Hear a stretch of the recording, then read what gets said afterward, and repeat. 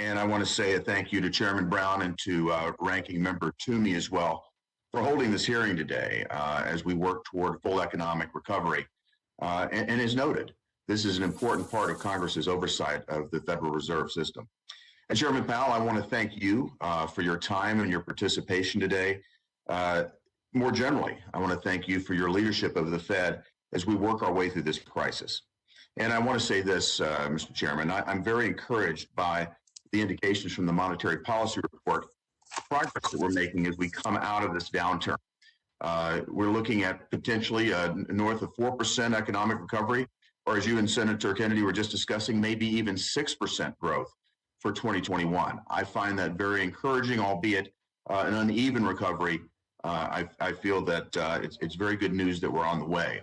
That also raises some concerns that I have, and I'm sure it's been discussed many, many times, about the amount of liquidity that we're going to continue to pump into this economy. We have already allocated $4 trillion in coronavirus recovery relief, $1 trillion yet to be spent, and now we're talking about putting close to an additional $2 trillion into the economy.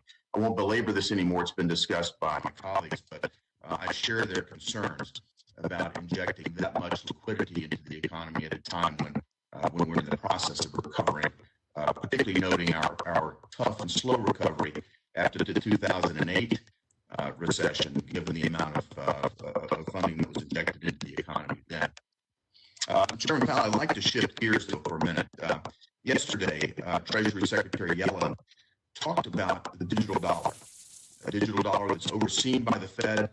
It's tied to blockchain technology, something that she said could result in faster, safer, and cheaper. Senate banking clearly needs to do a little touch-up on the technology. Some of the audio there with Chair Powell's hearing on the Q&A continues to be a little bit troublesome. At large, though, the hearing does have Powell defending Fed policy, trying to calm the market's fears about rising inflation, at least in the short term. Bit of a discussion, John Fort, about budget deficits. He does point out that he has no intention of repeating the inflation mistakes of the 1970s, but the time to think about budget deficits is not now.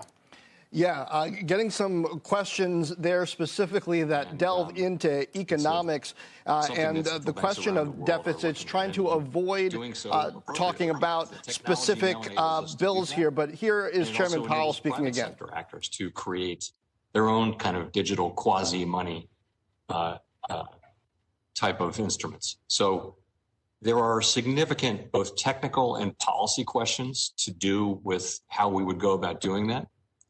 I would say that we're committed to solving the technology problems and to consulting very broadly with the public and very transparently with all interested constituencies as to whether we should do this. I would also say we are the world's reserve currency.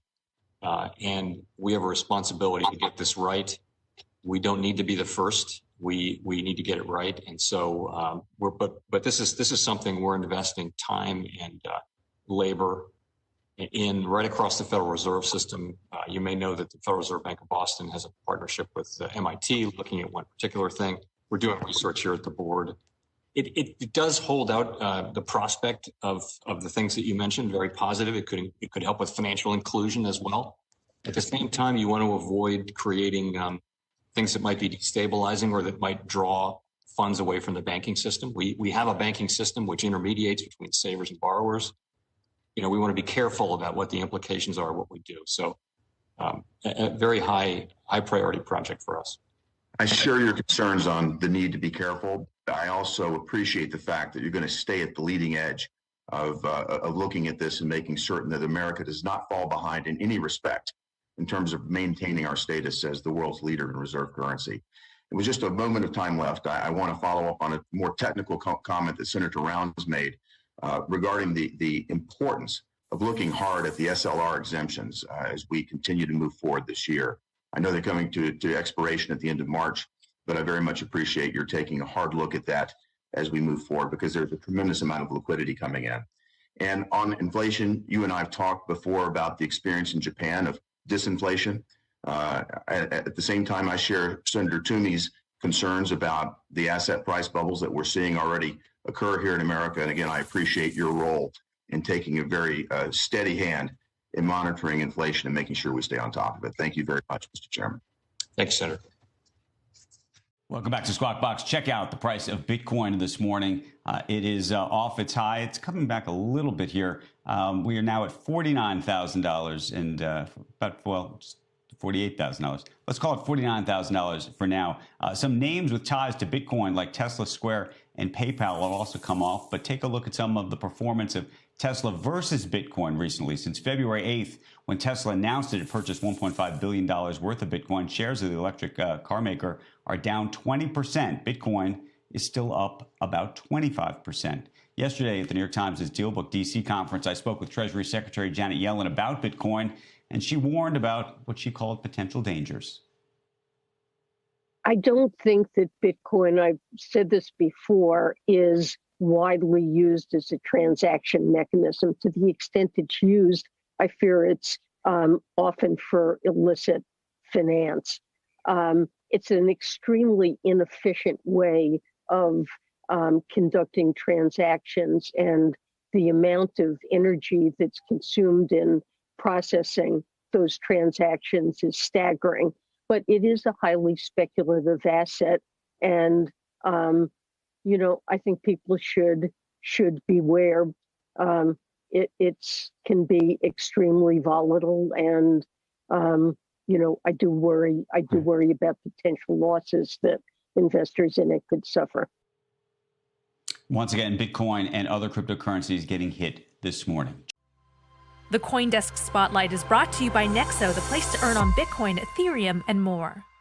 Emily, taking a look at the markets, crypto markets are down. Traditional markets surprisingly up as the U.S. Labor Department just released the latest jobs report for March. Payrolls rose about just over 430,000 as the unemployment rate fell to about 3.6%. We are seeing the crypto market slightly down in EU trade after a vote by the EU Parliament on pretty privacy-cutting crypto regulations in Europe. Also, Emily, we're taking a look at Senator Warren, who is talking about CBDCs. Yeah, so this is perfect timing for our next guest. Senator Warren has basically said that the U.S. should look at adopting a central bank digital currency or a digital dollar. Senator Warren is a very well-known critic of cryptocurrencies, sort of has compared them to a bubble. So I'm actually very pleased to announce our next guest, who is Massachusetts Representative Stephen Lynch. U.S. lawmakers are introducing an e-cash bill and a new push to create a digital dollar. Now, this is very different, I believe, from what Senator Warren is suggesting. The e-cash would be more like a digital analog to cash or the green bag, and it tends to preserve privacy and anonymous transactions. But Representative Lynch can explain this in much greater detail. Welcome. Thank you very much. You've explained it well. So our idea behind this bill was actually to try to replicate as much as possible the fungibility and the anonymity of cash, right? So a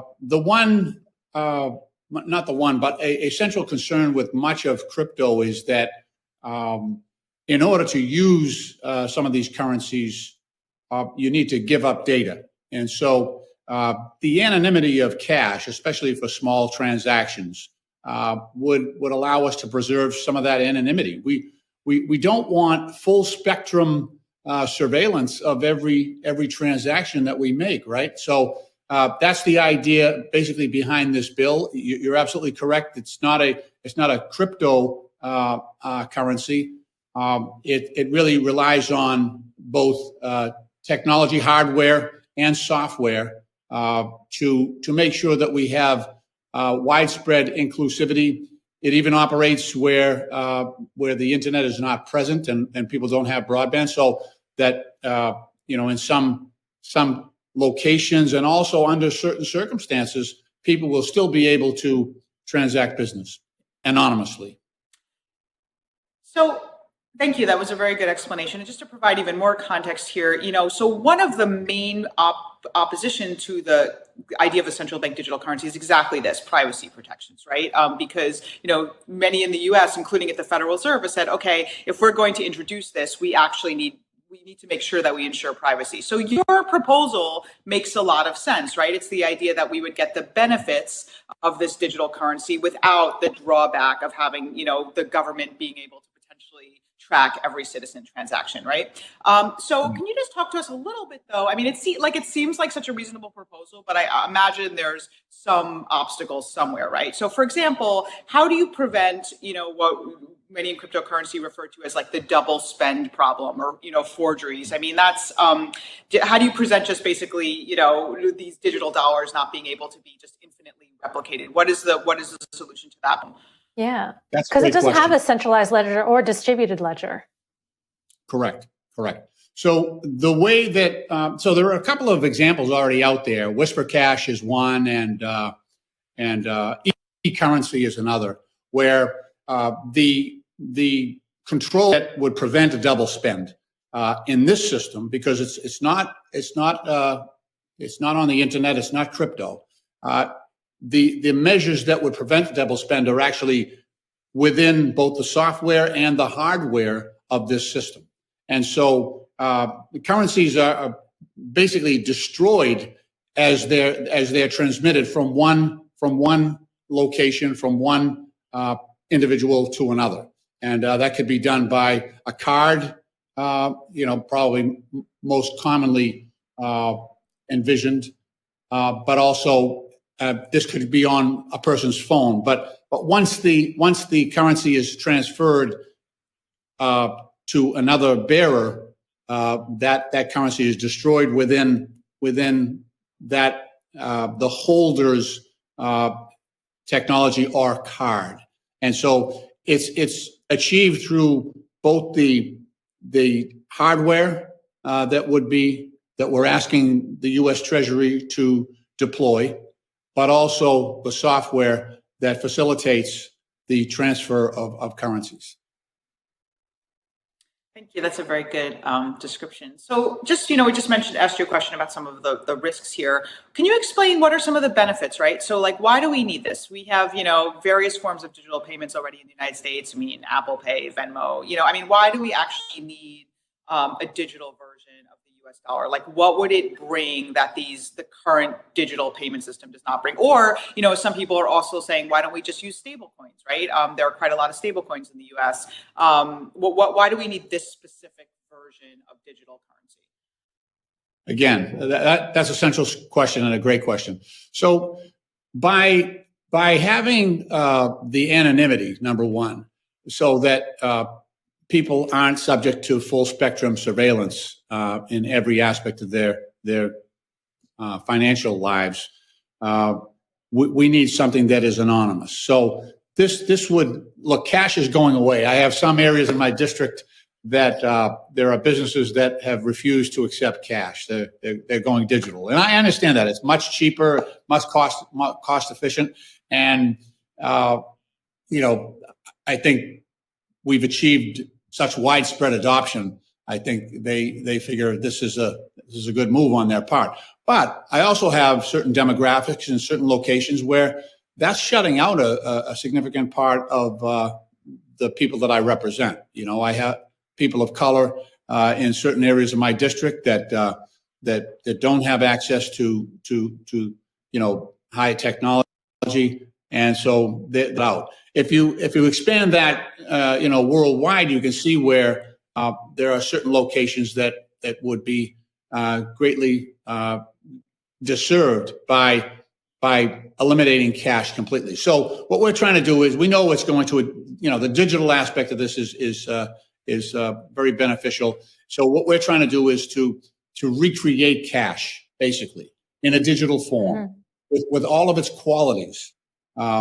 And also during times of stress, if there are stresses on the CBDC system, this would provide an opportunity for people to conduct their business without interruption.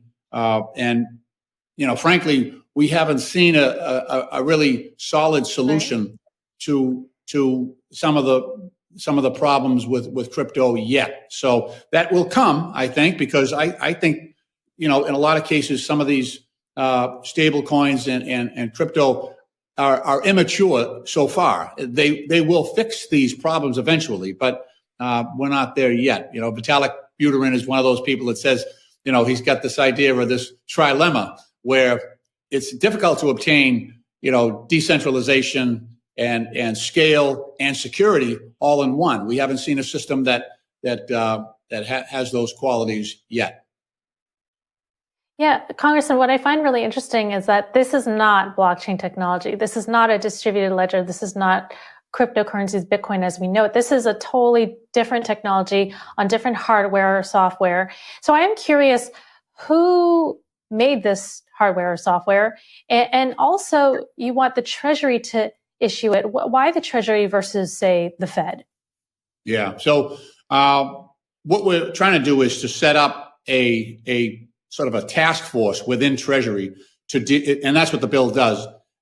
It sets up a task force to look at digital currency and to actually, we want them to make the decision on which technology to deploy. As I mentioned before, you've got several out there already. So there are models of this that currently exist. But we don't want to pick winners and losers here. We'd rather have Treasury, since they're the ones that are going to be responsible for deploying this, we'd rather have them make those decisions. And who's making it, the hardware or the software? I'm sorry? Who's making the hardware or the software?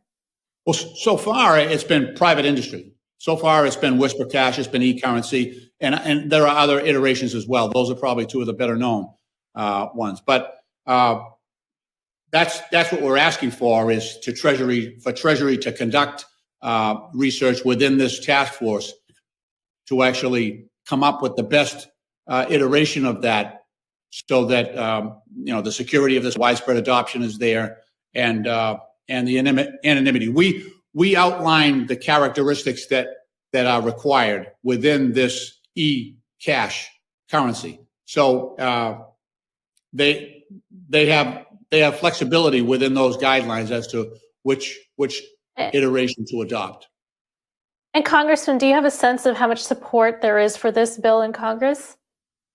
Well, I think there's a groundswell of support for anonymity, right? There's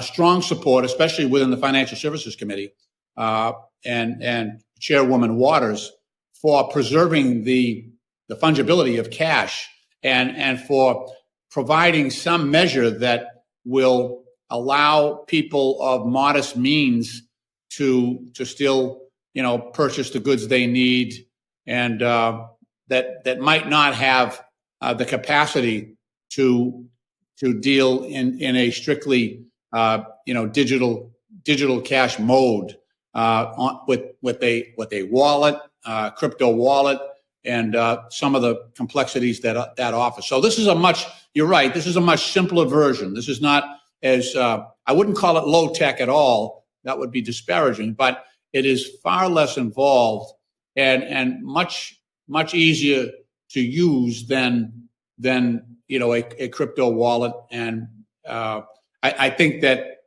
if Treasury does this correctly, it will provide a parallel system for people to conduct small dollar commerce.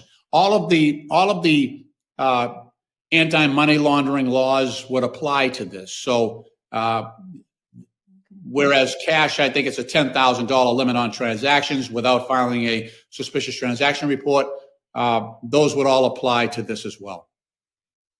All right, Congressman, we got to wrap it there, but just to follow up on what Christine said, just one final question. So, Christine just asked you about the support. Just if you had to really give us an honest appraisal here, what are the chances of this going through, right? Because this can be the coolest, most practical idea in the world, and it still needs to go through the Washington political process. Percentage? And a lot of people in Washington are really nervous about digital currencies and anonymity. So if you just had to say simply, what are the chances of this actually happening, what would you say? Well, first of all, you have to explain it. You have to explain it because people are struggling, Congress included, to try to understand cryptocurrency right now. And there's real disparity in terms of what members understand about cryptocurrency and blockchain. So until we were able to educate people on what this is about, it would be impossible to give an assessment. Our first job is to educate people on how this works, right? And that's happening now. It's happening at Treasury. The velocity of change in this space is tremendous, and the ability of Congress to keep up is a real struggle. It really is. So those are the challenges we face, and we're trying to explain it. So it's probably a lot easier to explain than crypto, right? But we're engaged in that process.